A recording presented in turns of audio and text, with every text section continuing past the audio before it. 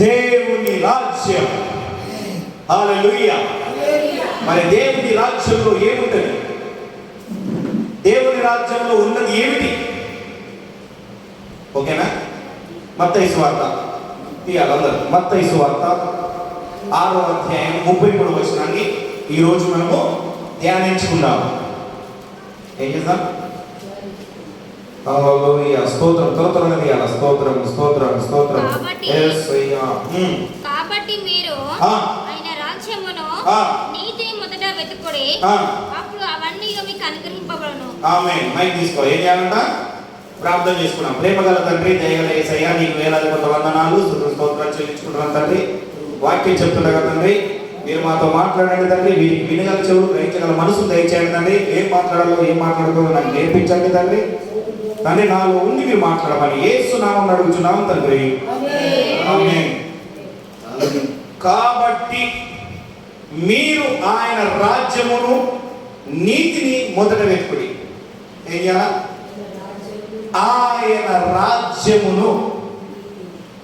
రాజ్యాలు 3 రాజ్యాలు ఉంటాయి. ఎన్ని రాజ్యాలు ఉంటాయి? మొదట ప్రిఫరెన్స్ సాతాను రాజ్యం. ఏంటి?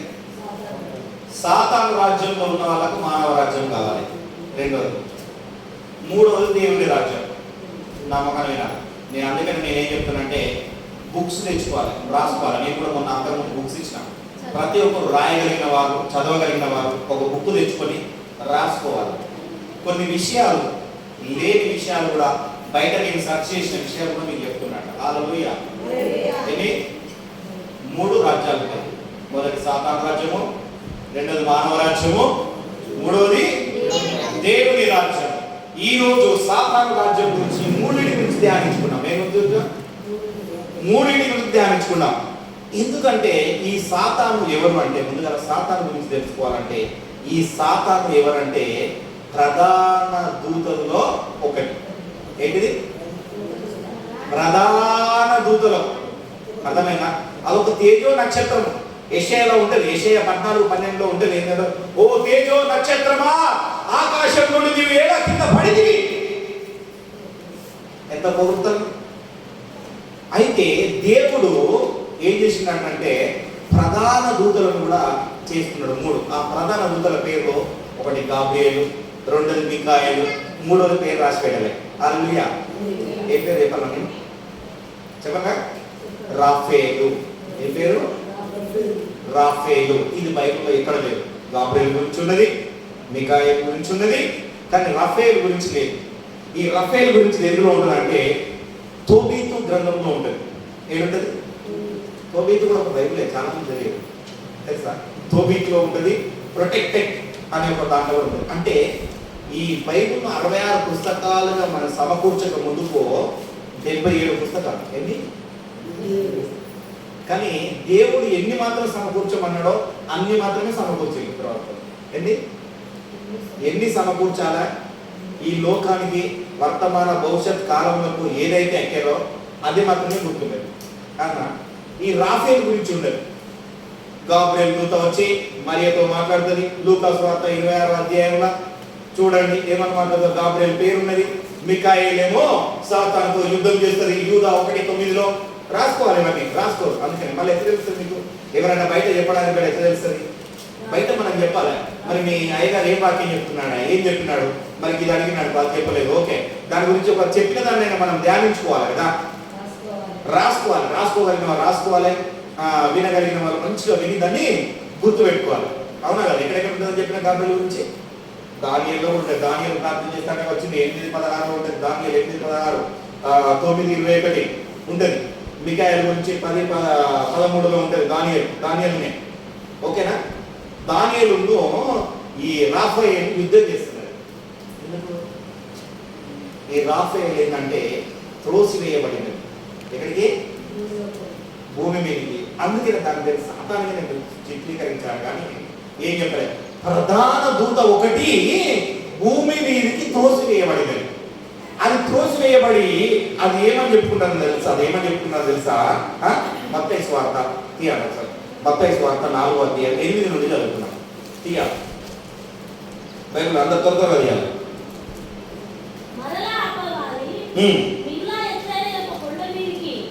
ఆయనను తోడుకొని పోయి ఈ లోకరాజ్యాలన్నిటినీ వాటి మహిమను ఆయనను చూపి నీవు సాగిలపడి నాకు నమస్కారం చేసిన యెడల వీటన్నిటినీ నీకు ఇచ్చేదనని ఆయనతో చెప్పగా యేసు వానితో సాతానా పొమ్ము. చాలు. ఒకటి ఏమంటుంది, ఇక్కడ ఏమంటుంది అంటే 8వ మాట, మరలా అపవాది మిగుల ఎత్తైన యొక్క కొండ మీదకి ఆయన తోడుకొని పోయి ఈ లోక రాజ్యములన్నిటినీ ఏంటంట, ఈ లోకం మీద రాజ్యముల అన్నిటిని ఒకటిగా, చాలా బహువచనం వాడుతుంది అక్కడ, చాలా ఉన్నాయి. ఈ చాలా ఉన్నాయి రాజ్యములన్నిటిని యేసుక్రీస్తు వారికి చూపించి, యేసు ప్రభువా నువ్వు అక్కడ ఉన్నప్పుడు నన్ను ఎట్లా ఆడుకుంటావు, ఇప్పుడు నన్ను త్రోసివేసినప్పుడు ఇదంతా నాకున్నది. అప్పుడు మానవులు ఎవరు లేరు.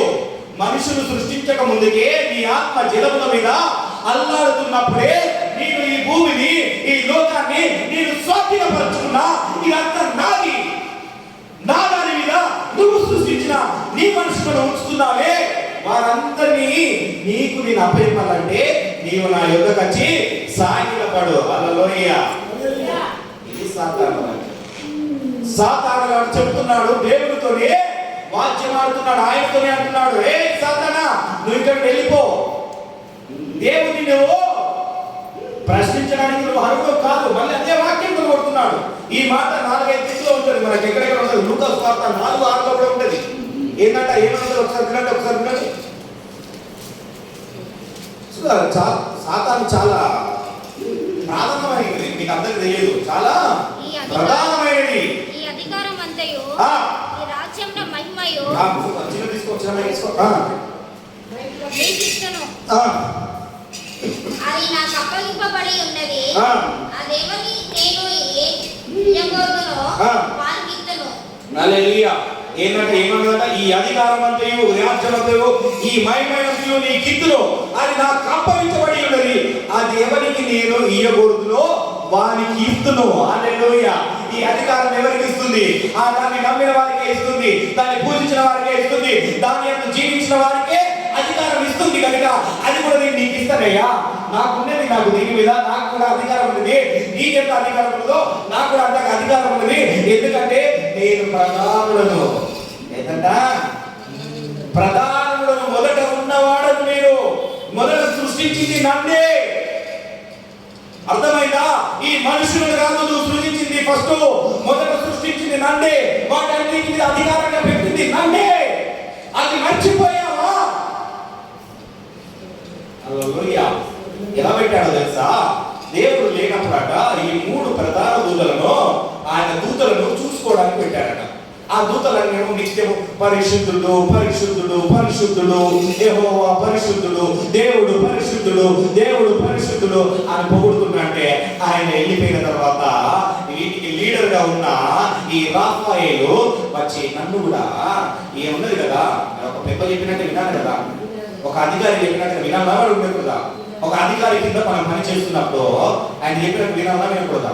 కొన్ని విషయాలలో కూడా ఉంటుంది. ఏంటంటే ఇప్పుడు మీకు అర్థమే చెప్పాలంటే, తోట యజమాని ఉన్నాడంటే ఒక మనిషి చెప్తాడు, అమ్మ నాకు ఒక 10 మంది కావాలి, ఆ 10 మందిని మీరు 10 మందికి ఇంత కూలి అని ఒక అమ్మకు ఎవరికైనా ఒక మంచిలో తీసుకోవచ్చు. ఆమె ఏం చెప్తుంది, ఒక 10 మంది చెప్తారు. అప్పుడు ఆ 10 మంది తీసుకొచ్చినప్పుడు ఎవరి మాట వినాలా? ఫస్ట్ ఎవరైతే తీసుకొచ్చిందో ఎంత కూలి అయితే మాట్లాడుకున్నావో ఆయన మాటిని ఆయన ఏం చెప్తున్నారో అది చేయాలి. అర్థమైందా? కలగా అయితుందో కాదు. కానీ మొదట మాత్రం ఆ సేన ఎవరిది? అధికారం ఎవరికి ఇవ్వబడినది? ఆ సేన ఓనర్కు ఉన్నది అధికారం. దాంట్లో పని చేయాలన్నా ఆయన డబ్బులు ఇచ్చినా కానీ, నీకు ఎంత డబ్బులు ఇచ్చినా ఏం చేయాలన్నా నువ్వు చేయాలన్నా చేయకుండా కానీ అధికారం ఎవరికి ఇవ్వబడింది? ఆ భూమి సొత్తైన అధికారం ఉన్నది. అర్థమైందా కదా? మరి ఆయన ఉన్నంత సేపు ఏమో ఏం చేస్తున్నారు?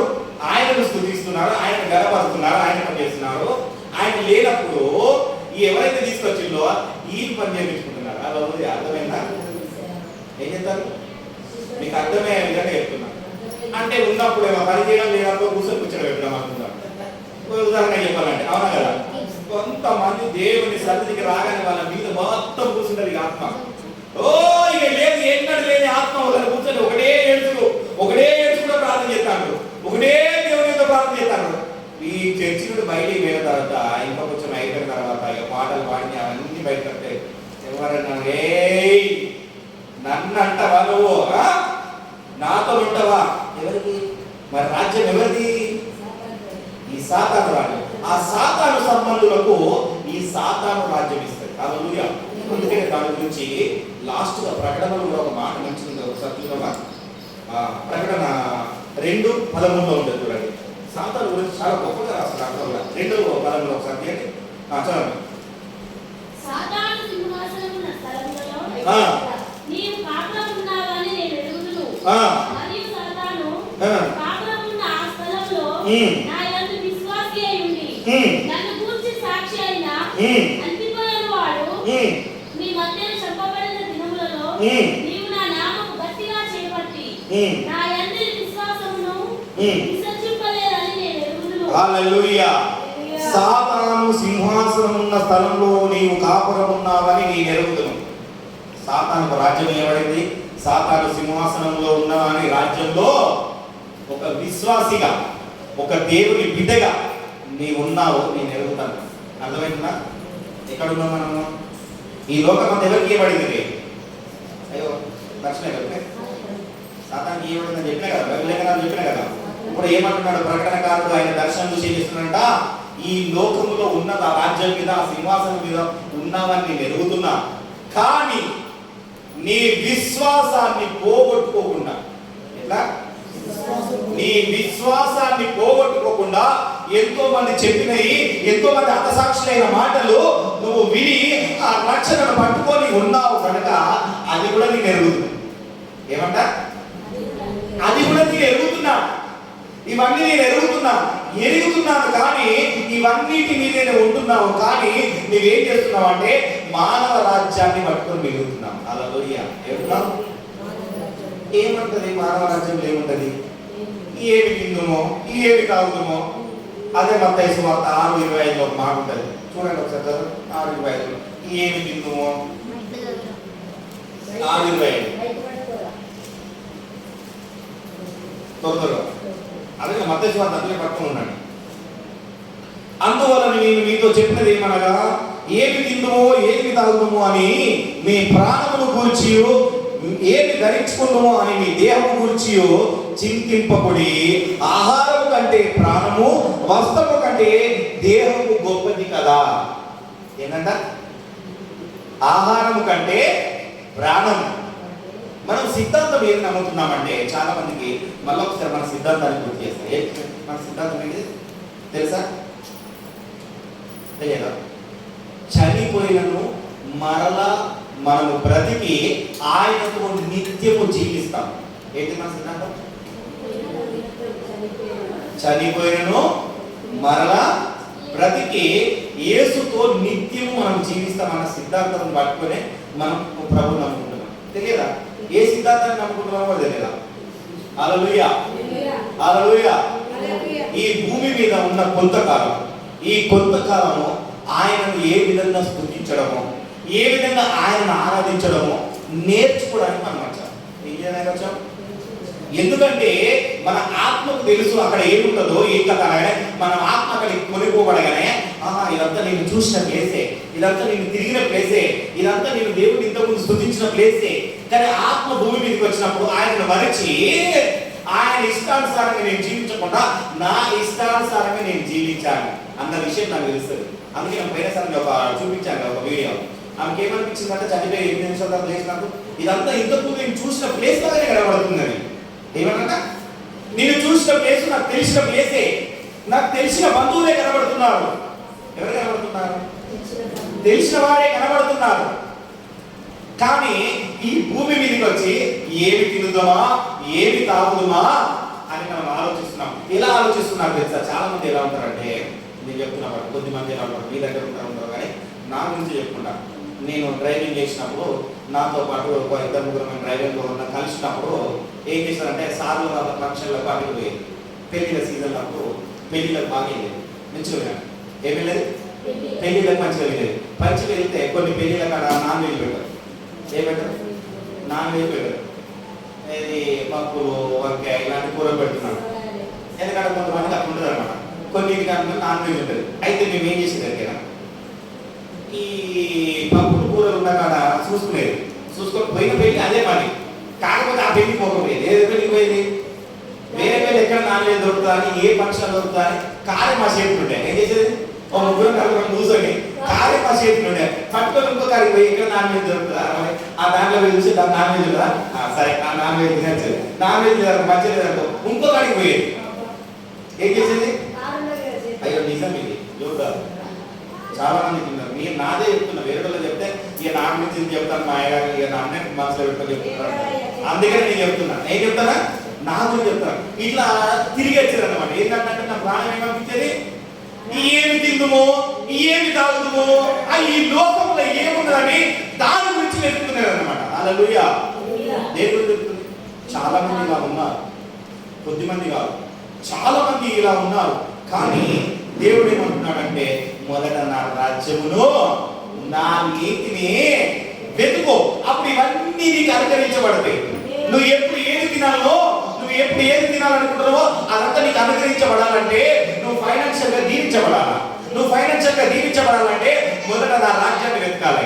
ఎందుకంటే ఈ రాజ్యంలో అన్ని సృష్టించినది నేనే. కానీ నీకంటే ముందు ఎప్పుడైతే ఆ లూసిఫర్ కూడా సృష్టించానో అది పడిపోయి ఇదంతా ఆక్రమించుకున్నది. ఈ ఆక్రమించుకున్న దాన్ని మానవుడు, నువ్వు నా స్వరూపంలో ఉన్న నీవు ఆక్రమించుకోవాలి. ఏం చేయాలా, అర్థమైందా? సాతాను రాజ్యాన్ని నువ్వేం చేయాలా, దాన్ని కాళ్ళ కిందేసి తొక్కి దాన్ని రాజ్యంలో నుండి నువ్వు దాన్ని ఎల్లగొట్టి దాన్ని ఆక్రమించుకోవాలా. హల్లెలూయా, హల్లెలూయా. అందుకనే కదా, అదే నువ్వు యుద్ధం చేయవలసింది. అదే నీ ప్రార్థన ఎవరు ఉండాలి, ఇదే యుద్ధమై ఉండాలి. నీ ప్రార్థన కానీ నీ నడవడిక కానీ ఎప్పుడైతే దేవుని రాజ్యాన్ని వెతుకుతున్నావో అప్పుడు ఈ రెండు రాజ్యాలు కొట్టుకపోతాయి. అలా ఉండకూడదు. మనం ఎప్పుడైనా ఏమి తిందుమా ఏమి తాగుదుమా ఏమి అని చూడకూడదు. అందుకని ఏమంటారంటే ఈ లోక మర్యాదలకు రోమా 12:2 ఒక మాట చూడండి.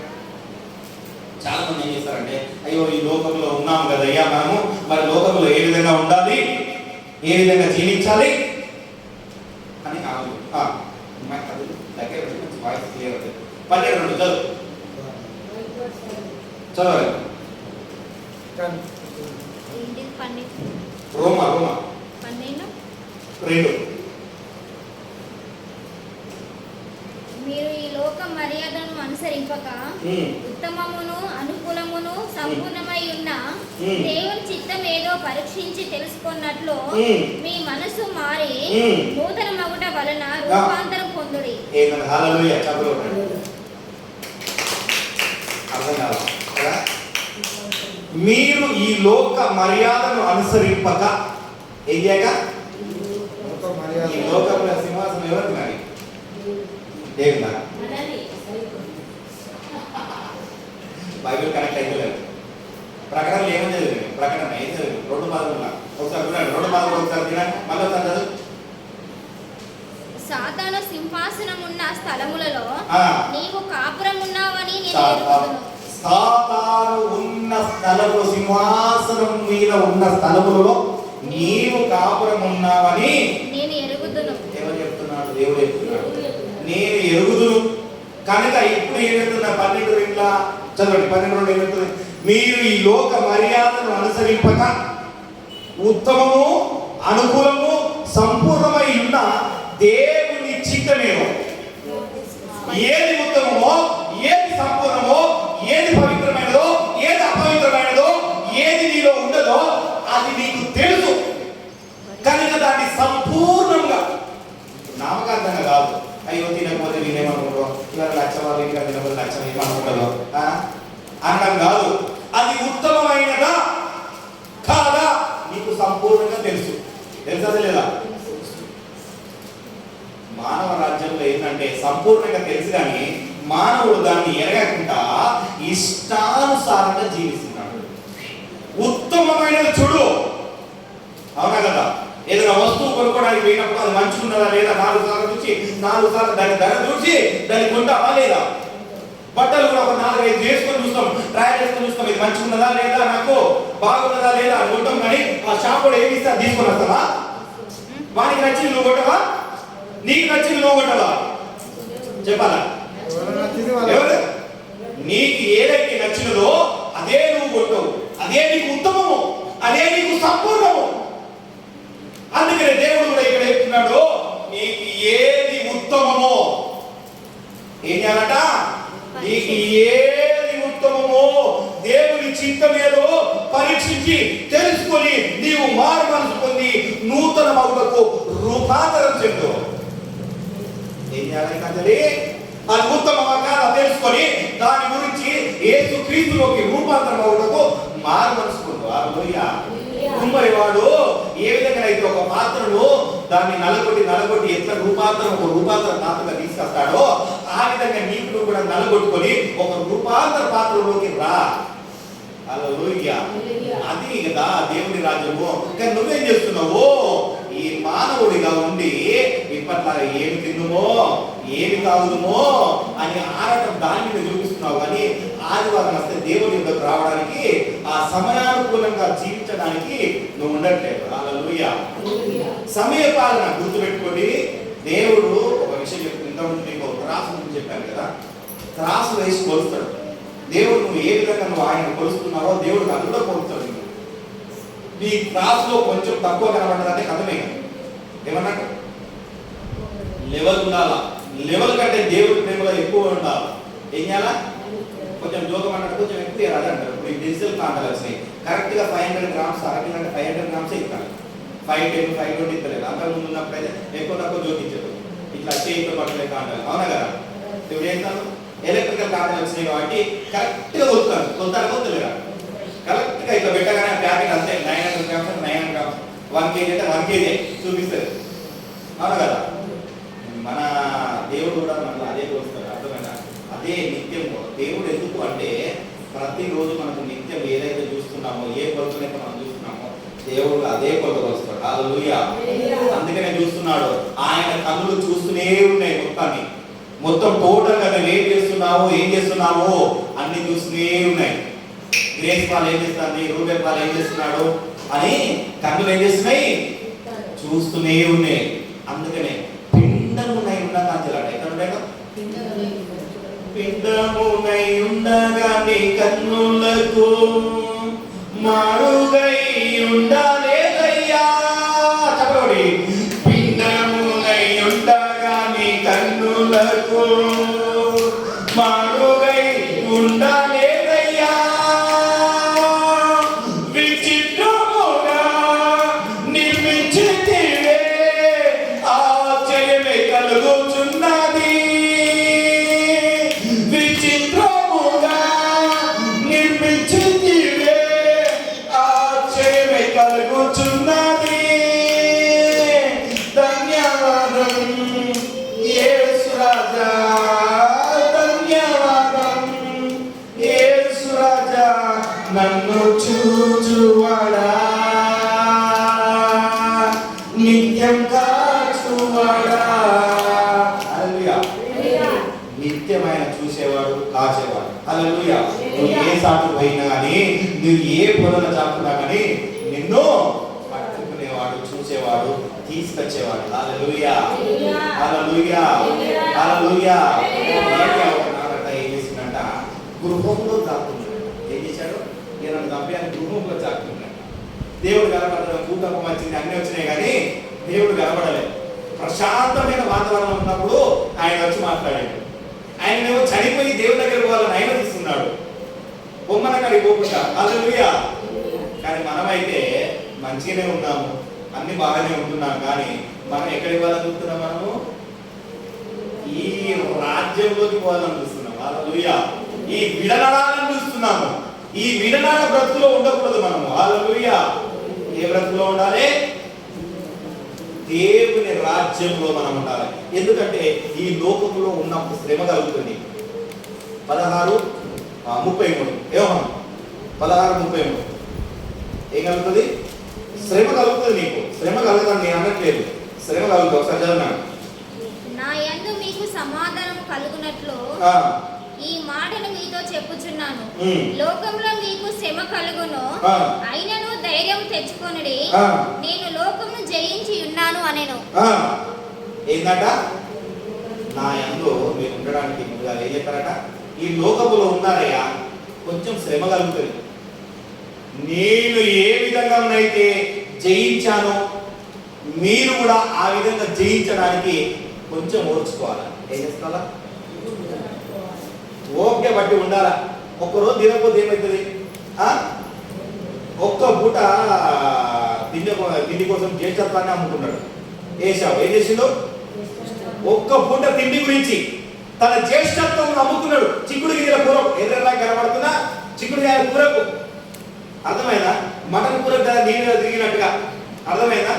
ఏం చేసినాడు? జోకాలు. దానివల్ల ఎంత నష్టపోయాడు. యాకోబు దీవించబడ్డాడు, ఏశావు అక్కడనే ఉన్నాడు. హల్లెలూయా. మరి నువ్వు దీవించబడే గుంపులో ఉంటావా? అక్కడే ఉండే గుంపులో ఉంటావా? నీకు ఏ రాజ్యం కావాలి? అందుకనే దేవుడు అంటున్నాడు, మొదట నా రాజ్యాన్ని వెతుకయ్యా, నిత్య రాజ్యం అక్కడ ఉంది. ఇది నార్మలే. మళ్ళీ తర్వాత కొత్త ఆకాశం కొత్త భూమి ఇవ్వబోతుంది. నేను ఆ కొత్త భూమిలో కొత్త దీపంలో నువ్వు జీవించడానికి ఇష్టపడు.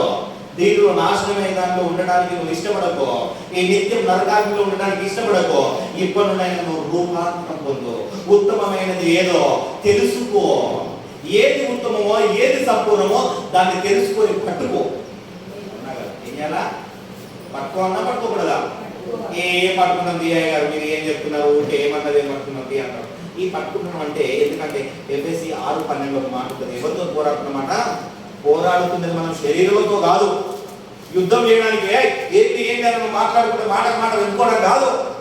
లచ్చవన్నీ తిట్టింది నేను కూడా అంటే నాకేమైనా తక్కువనా అని మాట్లాడుతున్నది కాదు. మాట కాదు. నిన్న ఆ మాటలు ప్రేరేపించేది, నీ ఎదుట ప్రేరేపించేది ఆ సాతాను సంబంధించినది. ఆ సాతాను సంబంధించినది ఆ ప్రేరేపించి నీ పవిత్రతను పోగొట్టడం తెలుస్తుంది. అక్కడ చూడండి, శరీరంతో కాదు. 6:12 చదువు.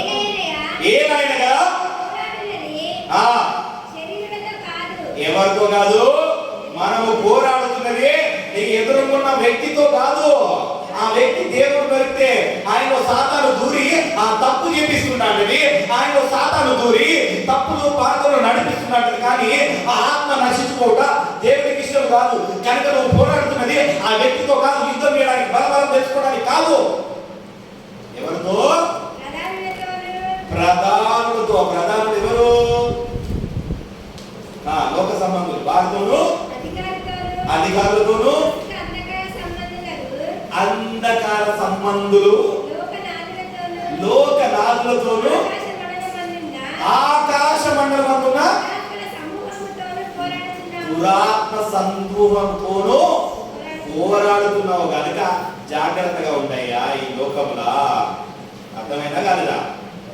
జాగ్రత్తగా ఉండవయ్యా. ఇంత గట్టిగా చెప్తున్నాడు. ఎందుకు జాగ్రత్తగా ఉండలేవు? ఎందుకు నువ్వు రూపాంతరం పొందుకుంటలేవు? ఎందుకు నువ్వు ఇంకా రూపాంతరంలోకి రావట్లేదు? ఆ రూపాంతరంలోకి వస్తే నీలో ఆశీర్వాదం కనబడుతుంది. ఆ రూపాంతరంలోకి వస్తే ఈ లోకంలో ఏదైనా నీకు అనుగ్రహించబడుతుంది. హల్లెలూయా. ఏదైనా ఇవ్వడానికి ఆయన సమర్థుడు. ఎందుకు? దీని ఓనర్ ఎవరు? దేవుడు. దేవుడి దగ్గర నుండి అధికారం పొందుకున్నది ఎవరు? సాతాను.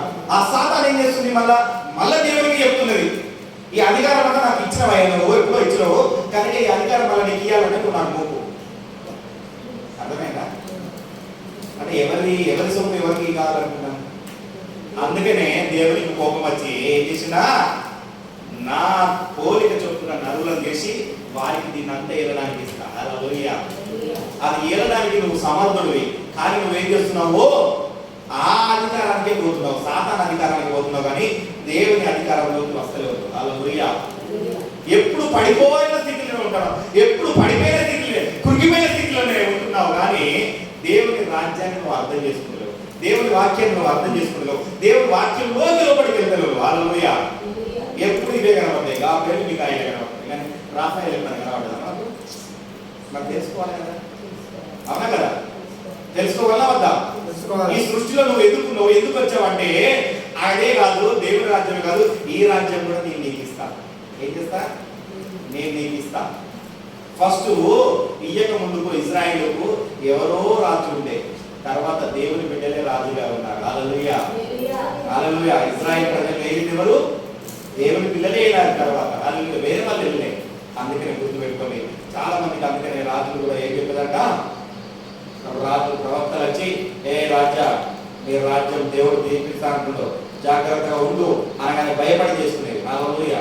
కానీ చాలా మంది ఏం చెప్తారంటే పాస్టర్లు కానీ వీళ్ళు కానీ మన విశ్వాసులు కానీ ఏమైనా వాళ్ళ దగ్గరికి వెళ్తారు. అయ్యా నాకు మరి కావాలి, నాకు ఏం కావాలి, ఏం లేదు ఉన్నాయా, నాకు ఏం లేదు, నాకు ఏదో ఒకటి సాయం చేయండి. ఆ ఏడు మీద దేవుని దగ్గర లేదు. హల్లెలూయా. నైట్ వచ్చింది దగ్గర పడుతుంది. హల్లెలూయా. ఏం పడుతుంది? ఇంత పెద్ద కుక్క పడుతుంది. రహస్యమైన నిధి ఏంటంట, ఎవరో దాచిపెట్టిన నిధి నీ యొద్ద ఖర్చు ఉంటుంది. హల్లెలూయా. ఎప్పుడు ఉంటుంది? ఆ ఏ పక్కనే లేదు, నా దగ్గర లేదు. హల్లెలూయా. ఎవరి దగ్గర లేదు? నా దగ్గర కాదు, దేవుని దగ్గర. హల్లెలూయా. హల్లెలూయా. అందుకనే దేవుడు ఏమంటున్నాడంటే మొదట నా రాజ్యమును నా నీతిని వెతుక్కో. నువ్వు పోరాడుతున్నది అధికారులతోని, శరీర సంబంధంతో కాదు, దురాత్మ శక్తులతోని, ఈ సాతాను తప్పలేపడిన లోకంలోతోని నువ్వు పోరాడుతున్నావు. కనుక ఏం చేయాలి? నువ్వు నా రాజ్యమును వెతుక్కో, నా నీతిని వెతుక్కో, నన్ను వెంబడించు. ఇవన్నీ నీకు కావాలని నాకు తెలియదా? ఇవన్నీ మీకు కావాలి అని నాకు తెలుసు. అర్థమైందా? మీరు ఏది అడుగుతారో అదే ఇవ్వడానికి నేను సమర్థుడిని. అర్థమైందా? మీరు చేపని అడిగితే నేను పాపని ఇవ్వను, చేపనే తీసుకొచ్చిస్తా. ఇంకా పెద్ద చేపని ఇస్తాను వరుడు అయితే. నువ్వు చిన్న చేప తింటే కావాలనుకుంటున్నావు, కానీ పెద్ద చేపని ఇవ్వాలనుకుంటున్నా. హల్లెలూయా. నీకు పెద్దగా నేను ఏదో చేయాలనుకుంటున్నా, కానీ నువ్వు చిన్నగా కోరుకుంటున్నావు, నువ్వు చిన్న దానిలో జీవిస్తున్నావు. అర్థమవుతుందా? అందుకనే దేవుడు అని చెప్తున్నాడు, మొదట నా రాజ్యమును నా నీతిని వెతుకో. ఏమంటారా? అందుకని ఈ లోకములో ఉన్న ప్రేమ మించిన ప్రేమ. హల్లెలూయా. ఎవరి ప్రేమ? దేవుని ప్రేమ. ఎవరి ప్రేమ? మించిన ప్రేమనా కాదా? హల్లెలూయా. హల్లెలూయా. ఒకసారి చూద్దాం.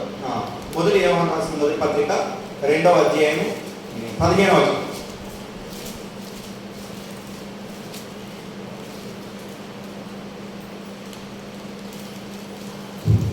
ఇది ఇప్పుడు దేవుని రాజ్యం గురించి చెప్పుకున్నాం. ఇప్పుడు మూడోది ఏంటిది? ఇది ఒక విషయం కూడా చెప్తాం. ఇప్పుడు ఏం చెప్పినా, ఫస్ట్ సాతాను రాజ్యం చెప్పినా, రెండోది మానవ రాజ్యం చెప్పినా, ఇప్పుడు మూడవది దేవుని రాజ్యం గురించి ఇది ఒక్క చెప్పి ముగించేస్తాయి. చదువున్నాడు. యోహాను రాసిన మొదటి పత్రిక 2వ అధ్యాయం 15వ వచనం. ఈ లోకమునైనను లోకములో ఉన్న వాటినైనను ప్రేమింపబడి ఎవడైనా లోకమును ప్రేమించిన ఎడల తండ్రి ప్రేమ వానిలో ఉండదు. హల్లెలూయా. ఏంటంట? ఎవడైనను ఈ లోకమును ఎక్కువగా ప్రేమించిన ఎడల. ఇప్పుడు నాలాగా ఏం చెప్తున్నాం? ఆడ పప్పు తింటే అయిపోయేది కాకుండా చికెన్ తిన్నా మనకు పోయినట్టుగా, అర్థమైనా? మటన్ తిన్నా పోయినట్టు కాకుండా, ఆ విధంగా కాకుండా నన్ను ప్రేమించాయా, మీ తండ్రిని ప్రేమించాయా, మీ తండ్రిని నేను గుర్తుపెట్టుకోండి. మనం ఒక్కరమే దేవుని తండ్రి అని సంబోధిస్తాం. లాస్ట్ ఉంటుంది ప్రకటన, తర్వాత లాస్ట్ మొత్తం లాస్ట్ ప్రకటన కంటే ఉంటుంది. ప్రకటన కంటే ఉంటుంది ఏముంటుంది? తండ్రి అని బోధించేది ఎవరిని? మనం దేవుని మాత్రమే. అవును కదా? ఆ తండ్రిని అట మనము ప్రేమించాలట. ఆ తండ్రిని ప్రేమిస్తే ఆయనకు అన్ని సాధ్యమే. ఏది? మత్తయి 19:26 ఇంతకుముందు చెప్పాను కదా, దేవునికి అన్ని సాధ్యమే. మత్తయి అన్ని పెట్టుకోవాలని చెప్పినా కానీ తీసేయండి ఒకసారి. ఇది ఒక విషయాన్ని చెప్పి నేను ముగిస్తాను. త్వరగా తీయాలి. 19:26.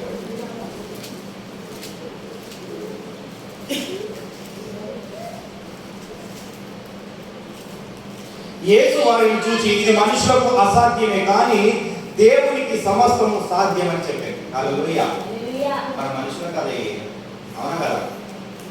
ఏదైనా ఈ లోకంలో మనం సంపాదించుకోవాలంటే సాతాను కాదనుకోని మనం ఏదైనా సంపాదించుకోవాలంటే మనకు అసాధ్యమైనదా కాదు. అందుకే నా శిష్యులతో చెప్తున్నాడు, వాళ్ళని స్ట్రాంగ్ చేయడానికి. ఏం చేయడానికి? స్ట్రాంగ్ గా నిలబెట్టడానికి, స్ట్రాంగ్ అయిన పునాదులో నిలబెట్టడానికి. వాళ్ళు ఏ పునాదులు అయితే నిలబెట్టిందో ఆ పునాదులో నిలబడి మొత్తం ప్రపంచాన్ని గడగడలాడించారు. హల్లెలూయా. 12 మంది ఏం చేసిండు? ప్రపంచాన్నే గడగడలాడించారు. మనము 10-15 మంది ఏం చేయాలా? ప్రపంచాన్ని కాదు, ఈ జాతరాన్ని గడగడలాడించాలి. హల్లెలూయా. అది ఎవరికి సాధ్యము? దేవునికి మాత్రమే సాధ్యము. మనుషులకు సాధ్యం కాదు. మనుషులతో చేయాలంటే, సాధ్యపడాలంటే మన వాళ్ళతోని ఫైట్ చేయాలి. నీ బలం ఎంత, వాళ్ళ బలం ఎంత అని చూపించుకోవాలా. కానీ బలబలాలు చూసుకునేది కాదు. దేవుని రాజ్యంలో బలము కాదు, చూసుకునేది కాదు. మన ముందట యుద్ధం చేయవాడు ఆయనే, నువ్వు కాదు యుద్ధం చేసేది. ఏం చేస్తున్నారు? మోషే శరీరం గురించి, మోషే చనిపోయిన తర్వాత ఆయన శరీరం గురించి మిఖాయేలు సాతానుతో యుద్ధం చేస్తున్నది. బాధలకు దిగింది. ఆ మిఖాయేలును ఈ సాతాను ఏం చేస్తుందంటే ఎక్కువ ప్రేరేపిస్తుంది. ఏం చేస్తుంది? దూషణ మాటలన్నీ ఎక్కువ ప్రేరేపిస్తుందంటే ఒక్క మాట అంటే దేవుడే నీకు తీర్పు తీర్చుకున్నాను కాక ఏమన్నది? ఆ మాట చూద్దాం ఒకసారి, చూద్దామా? యూదా 1:9, యూదా 1:9 తీయండి. రేపు అక్కడురాల బాబా అందుయాల బాబా సిటెరేమ కకకల రేమ అందుయాల రబాసియా అహల రబహల నికరల రబ అందుయాల అయితే ప్రధాన దూత అయిన మిఖాయేలు అపవాదితో వాదించుచు మోషే యొక్క శరీరమును గూర్చి తస్కరించినప్పుడు దూషించి తీర్పు తీర్చ తెగింప ప్రభు నిన్ను గద్దించును గాక అనేను. దూషిస్తుంది. మిఖాయేలు ఏం చేస్తుంది? మిఖాయేలు సాతాను ఏం చేస్తుంది? మిఖాయేలు ఏం చేస్తుంది? దూషిస్తుంది. ఇష్టానుసారంగా తిడుతుంది.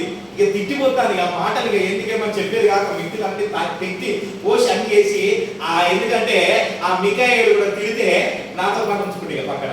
అర్థమైందా? నా రాజ్యంలో ఉంచుకుంటా, బృంద రాజ్యంలో ఉంచుకుంటా అని ఇష్టానుసారంగా దూషిస్తుంటా. అంటే ఆ ఎవరి గురించి? మన సాకేంటిది? మోషే శరీరం గురించి. ఎవరి గురించి? మోషే శరీరం గురించి. ఆ సాకు అంటే సాకేదంటే ఎవరైనా తింటానికి అంటే కోడి మీదో, ఎలుక మీదో, గద్ద మీదో లేదా కుక్క మీదో బట్టి తింటారు. ఏం చేస్తారు? నీ కుక్క నా దగ్గరికి వచ్చింది, నీ కోడి నా దగ్గరికి వచ్చింది. అవునా కదా?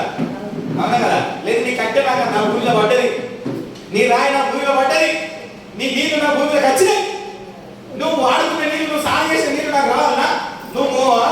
అవునా కదా? అంతేనా కదా? వచ్చినాయని తిరుగుతుంటా. అంటే ఈ మిఖాయేలు ఏం చేస్తుందో కదా, ఒక్క మాట అనలే, నీకును దేవుడే తీర్పరి. హల్లెలూయా. నిన్ను ఎవరు ద్వేషించినా, నువ్వు దేవుని రాజ్యాన్ని వెతుకుతుంటా అంటే ఎంతమంది నిన్ను ద్వేషించినా, హే మొన్నటిదాకా ఇలా ఉండే కాదా, ఇప్పుడు నా మనసు వచ్చిందా నీకు? ఇప్పుడు నువ్వు మనిషి ఒక్కసారి వచ్చి చేసుకోరా, ఒక్కసారి వచ్చి చూసుకోరా, ఒక్కసారి మాట్లాడరా, ఒక్కసారి ఇక్కడికి రారాదు అని ఎవరు చెప్పినా దేవుడు చూస్తున్నాడని అది నువ్వు ఎరిగి నీకును నాకును దేవుడే సాక్షి అన్నప్పుడు దేవుడు నిన్ను ఎక్కడ ఉంచాలి? ప్రధానులతో ఉంచుతాడు. హల్లెలూయా. మిఖాయేలు ప్రధానులతో ఏ విధంగా అయితే ప్రధానత్వాన్ని కాపాడుకుంటుందో ఆ ప్రధానత్వాన్ని కూడా మన భూమి మీదకి వచ్చినప్పుడు అదే కాపాడుకుంటుంది. హల్లెలూయా.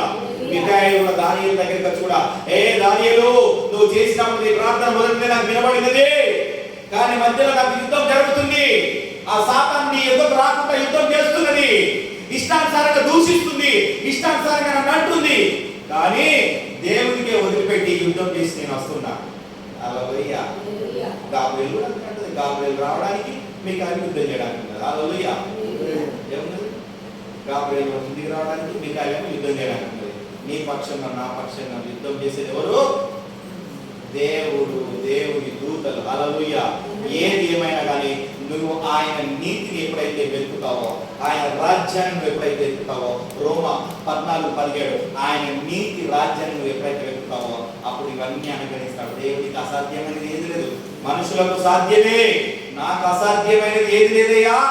శిష్యులారా వినండి, నా మాట వినండి, మీరే ఈ ప్రపంచాన్ని గడగడ రాణించేది, మీరు వినండి. హల్లెలూయా. నైట్ తోలిపోతాయి అన్ని. హల్లెలూయా. ఏరుకోకూడదు ఏ విధంగా అయితే కూలిపోయావు ఆ విధంగా నీ సమస్య నైటే కూలిపోతుంది. నైట్ నువ్వు ఆశ్చర్యం పొందుకుంటావు. ఎందుకంటే నువ్వు ఇన్నాళ్ళు సాతాను రాజ్యంలో తిరుగుకుంటూ మానవ రాజ్యంతో ఉన్నావు, ఇప్పుడు నువ్వు నా రాజ్యాన్ని వెతుకుతున్నావు. కాబట్టి ఈ నైట్ నీ జీవితం మారిపోతుంది, ఈ క్షణమే నీ జీవితం మారిపోతుంది. చదువు. హల్లెలూయా.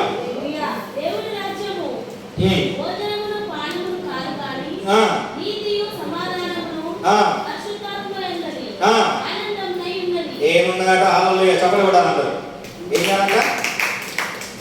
ఏంటంట?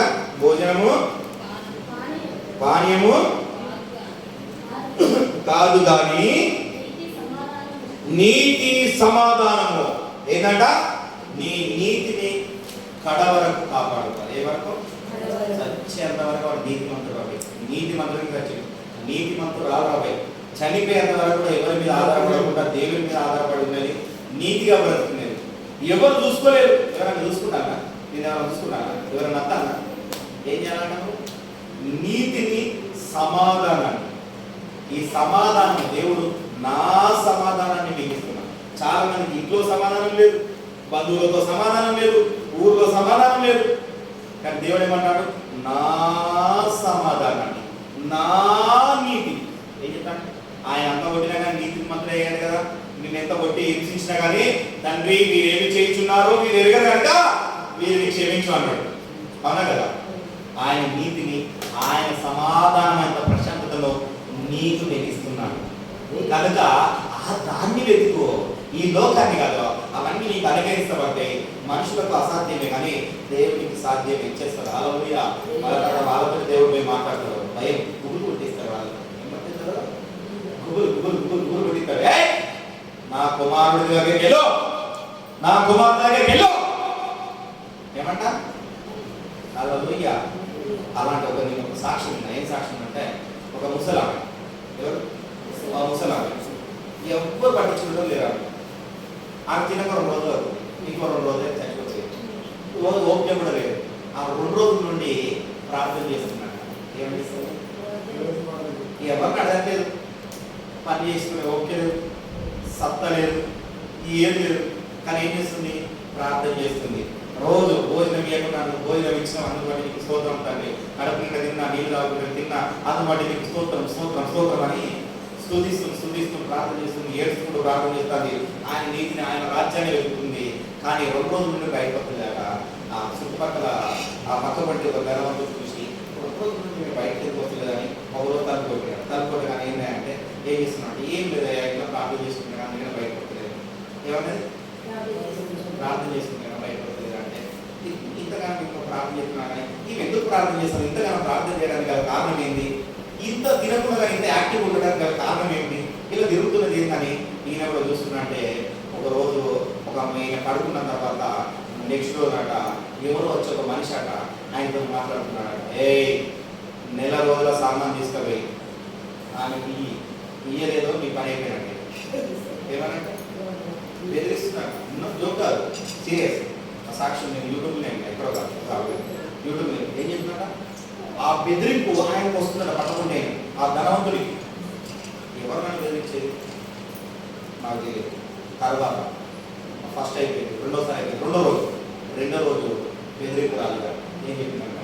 నేను ఎవరో నన్ను చూస్తున్నావా? నేను ఆ ప్రార్థిస్తున్న ఆమె దేవుడు, ఆ కుమార్తె దేవుడు కనుక ఇవన్నీ నీకు ఇచ్చింది కూడా నేనే. నీవు నన్ను గ్రహించట్లేదు కానీ తాను గ్రహించింది కనుక తను 3 రోజుల నుండి తినకుండా ఉన్నది. ఇది 4వ రోజు అవుతుంది. నువ్వు వెళ్ళి నీ సామానంతా తీసుకెళ్ళి, లేదంటే నీ డబ్బంతా దుర్వినియోగం అవుతుంది అని చెప్పినాడు. అప్పుడు ఆయన చూసి నా డబ్బే దుర్వినియోగం అవుతుంది అనగానే ఏం చేసినట? అక్కడ ఉన్న ఆయన డబ్బు కూడా మాయింది. ఏమైంది? నీ మీద డబ్బు ఉన్నదా చూడు, లేదు. అయ్యో ఏం లేదు, ఏమైంది అసలు ఇదేమైంది అనగానే ఇప్పుడు చూడగా మళ్ళీ ఉండదు. ఏంటి అసలు ఎవరు నువ్వు? అప్పుడు ఈయన భయం కలిగిపోయింది. హల్లెలూయా. ఆడ మాయమైంది, ప్రత్యక్షించబడింది. మాయం ఇదంతా ఇక్కడ మాయం చేసిన అక్కడ ఇయ్యగలరు. కానీ నేను అలా చేయట్లేదు. నీది సంపాదన ఆమెకు. హల్లెలూయా. ఏం చేసాడు? వెంటనే పోయి నేను సామాన్ తీసుకొచ్చి ఆమె ముందర కుటుంబం ముందర పెడితే ఆమె అన్నదా కదా? నో. ఎవరు నువ్వు? నేను నిన్న నీకు చెప్పినా? నేను ఉపవాసం ఉన్నా నీకు చెప్పినా? నేను నిన్ను అడిగినాని పక్కన వచ్చి నువ్వు నన్ను ఎందుకు అవమానపడుతున్నావు అంటే ఈయనకేం కానీ ఈయనకు అర్థమవుతుంది. ఏమైతుంది? ఏం చేయాలి అర్థమవుతుంది. లాస్ట్ అన్నాడ, అమ్మ నీ దేవుడు అంటమ్మా, నీ దేవుడు వచ్చి నాకు ఇయ్యమని చెప్పిండు, దయచేసి తీసుకోలేకపోతే నన్ను ఏం చెప్తాడు? నాకు భయం అవుతుంది, నేను దండం పెడతాను, కాదు నువ్వు తీసుకో. నువ్వు తీసుకునేదాకా నేను మీ ఇంటికి వెళ్ళిపోను. హల్లెలూయా. అయితే నువ్వు తీసుకునేదాకా నా ఇంట్లో నీకు పోనిగా నిజమేనని చెప్పేది నిజమే. లేదు నేను ప్రార్థన చేద్దాను, నువ్వు ఇంకా ఆశ పెట్టాను. నేను ఇల్లేదు, నీ ప్రార్థన నాకేమి నచ్చుతావా? నేను ఇల్లేదు, నీ దండం పెడతా, నువ్వు తీసుకో. నువ్వు తీసుకుంటే కానీ మన పేరు వదిలేట్టున్నా, లేకపోతే నా పని అయిపోయినట్టున్నది. హల్లెలూయా. మనుషులకు అసాధ్యమే దేవునికి సాధ్యం. ఎవరితోనైనా పని చేపించుకుంటాడు. నువ్వు ఆయనకు నీతిగా ఉండు. ఏం చెయ్యి? మొదట ఆయన నీతిని, ఆయన రాజ్యాన్ని వెతుకో. ఆయన ఏ విధంగానైతే నీతిమంతులుగా ఉండి చనిపోయాడో, తిరిగి లేచాడో, అదే విధంగా నీతిమంతులుగా ఉంటే చనిపోయినను మరలా తిరిగి లేస్తావు. అదే ఉదాహరణ మనకు. హల్లెలూయా. అదే ఉదాహరణ, అదే జీవితం మనకు. హల్లెలూయా. ఏం చేయాలన్నా? అందుకనే మనం ఏం చేయాలి? 6:33 ప్రకారం ఏం చేయాలి? మొత్తం 6:33 ప్రకారం ఏం చేయాలి? మనం ఏం చేయాలి? మొదట ఆయన రాజ్యము, ఆయన నీతిని నువ్వైతే ఎప్పుడైతే వెతుకుతావో అప్పుడు ఇవన్నీ ఈ లోకంలో ఉన్నాయన్నీ నీకు మొత్తం చుట్టుపక్కల మీద తిరిగినప్పుడు ఈ ఉన్నాయన్నీ నీకే. హల్లెలూయా. దానిపైన అధికారం అంతా నీకే. అప్పుడు ఏం చేస్తావు? ఆ సాతాను సింహాసనం మీద ఉన్న రాజ్యాన్ని తొక్కేసి దాని మీద నువ్వు కూర్చుంటావు. హల్లెలూయా. ఆ నీతి రాజ్యంలో నువ్వు కూర్చోవాలంటే మొదట దేవునికి రాజ్యాన్ని వెతకాలి. ఏం చేయాలి? నేను మొదట ఏం చెప్పినా? సాతాను రాజ్యం, రెండవ మానవ రాజ్యం. ఈ రెండింటికి నువ్వు తొక్కి పడితే ఎవరి రాజ్యం ఉంటుంది? వీలు ఉంటుంది? దేవుని రాజ్యమే మొదట ఉంటుంది. హల్లెలూయా. ఈ మూడో ప్లేస్ లో ఉన్న నీకు, నీ జీవితంలో మొదటి ప్లేస్ కి ఎప్పుడైతే నువ్వు తీసుకొస్తావో అప్పుడు ఆశీర్వాదాన్ని చూస్తావు, అప్పుడు దీవెనలు చూస్తావు, అప్పుడే నీ జీవితాన్ని రూపాంతరమైన దాన్ని చూస్తావు. మనుషులకు సాధ్యం కాని దేవునికి సాధ్యమైనది ఏమిటో, దేవుని విషయం ఏమిటో అన్నది ఆ కుమార్తె విషయంలో చూసినట్టుగా నీవు కూడా చూస్తావు. కనుక మొదట నువ్వు ఏ రాజ్యాన్ని వెతుకుతున్నావో నీకు నువ్వు ఆలోచించుకో, ప్రార్థించుకున్నావు. ఒకసారి దేవుని రాజ్యం కావాలా, నీకు సాతాను రాజ్యం కావాలా, మానవ రాజ్యం కావాలా, ఏ రాజ్యంలో నువ్వు జీవిస్తావో ఒకసారి నా సహోదరి సహోదరుడా నిన్ను నువ్వు పరీక్షించుకో. మన మధ్యలో మౌనిక సిస్టర్ ప్రార్థనలు నడిపిస్తాడు. ఒకసారి మనలో మనం